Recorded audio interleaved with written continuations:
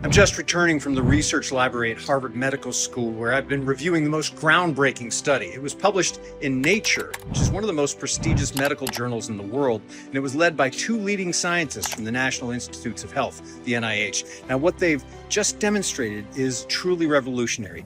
Through a remarkable methodology, they managed to isolate the p-synephrine compound from Seville orange peels and test its effect on metabolism in a controlled setting.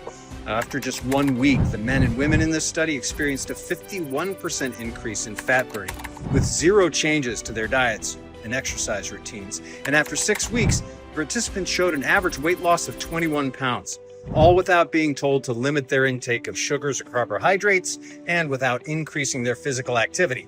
Incredible, right?